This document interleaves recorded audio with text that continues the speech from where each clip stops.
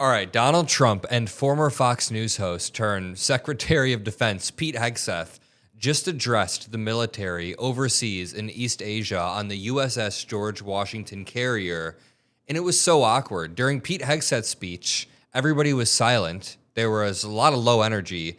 During Trump's speech, at least there was crowd reaction, but it wasn't really that positive. Trump was trying to convince everybody that inflation is gone. That not that inflation is down a little bit to favorable rates, but that inflation is just gone. Donald Trump then tries to say he wish he had their jobs, the jobs of the troops, implying that it was so much easier. Let's just start off with Pete Hegseth's opening. I mean, all of the clips on Twitter are just so disastrously awkward that I decided to pull up the full speech.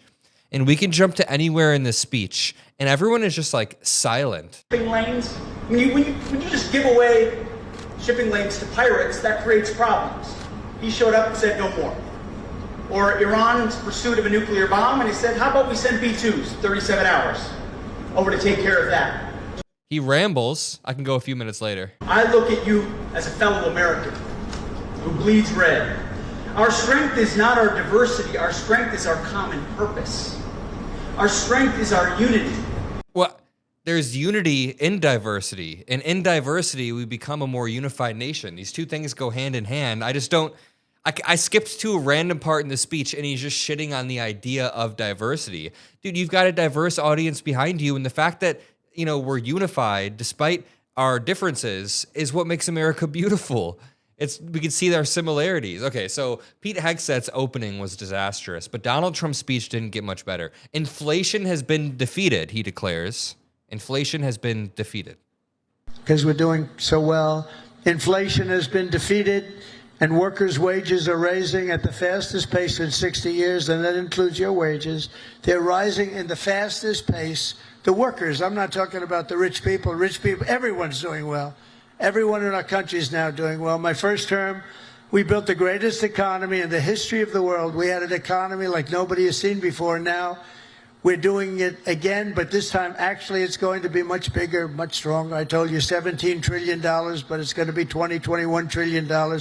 And that's numbers that have never been heard of before. Much bigger than any other country in the world by literally $16 trillion. All right, a few things. None of this is true. Since Donald Trump's taken office, unemployment is up, especially for more vulnerable communities like young Americans who are hit especially hard by a weakening job market. Black Americans are also hit uniquely hard when the job market begins to soften or weaken, and that is what we are seeing on a daily basis. Unemployment is rising for all Americans. Prices have gone up. Inflation has increased since Donald Trump took office. If he's going to say that we're in a golden age now, or that everything is amazing now, that means it was also amazing a year ago under Biden when inflation was just a bit lower. But number three, consumer sentiment is down. This article says consumer confidence hit 6-month low in October of 2025.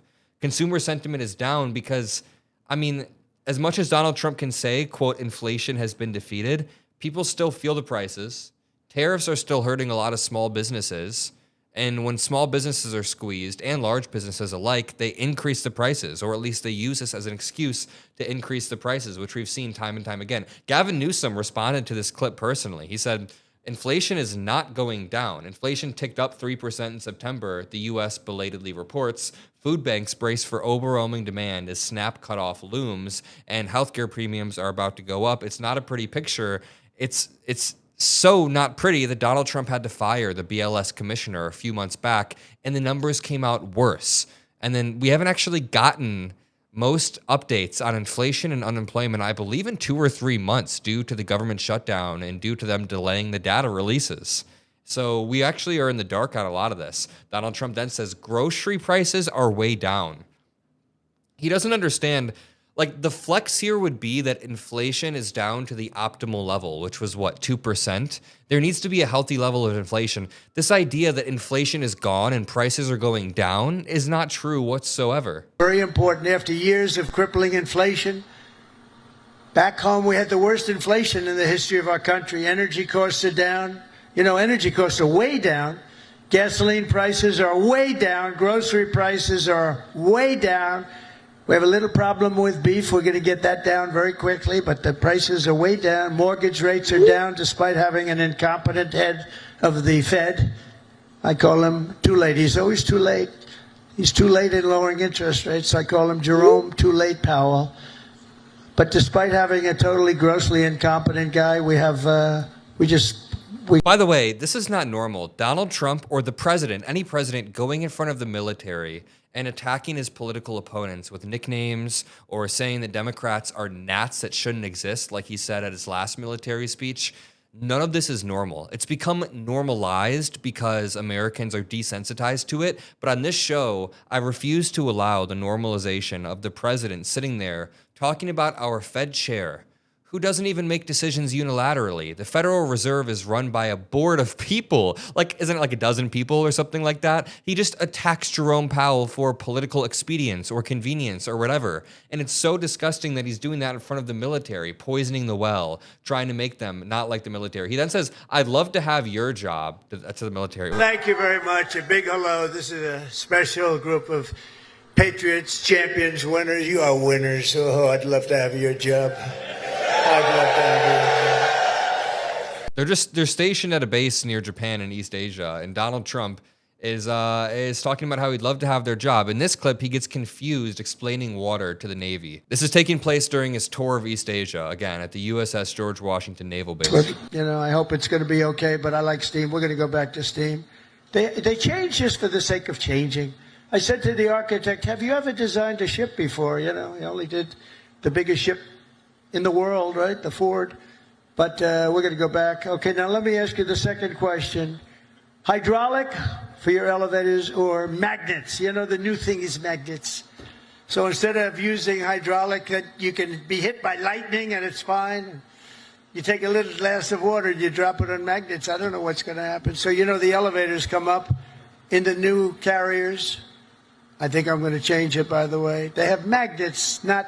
Every tractor has hydraulic. Every excavator, every excavating machine, any kind. Dude, how come our president can't stop himself from going on deranged schizophrenic rants no matter where he is? Whether he's in front of the military or doing a small town hall, this guy is constantly, inevitably, he will pull out some random old man rant where he thinks he knows what he's talking about. People in the crowd are visibly confused by this, by the way. They're like, what? I mean, man, they thought Biden was bad. This clip should be spread relentlessly everywhere. They thought Biden was bad. They played a 20-second clip of him tripping over and over. And now Republicans want to blind themselves to these clips right here. We have to push back. We have to control the narrative. If you appreciate what we do on this channel, double check to make sure you're subscribed because we are going to continue to push. We have some more shows coming out. I love you all. Peace out.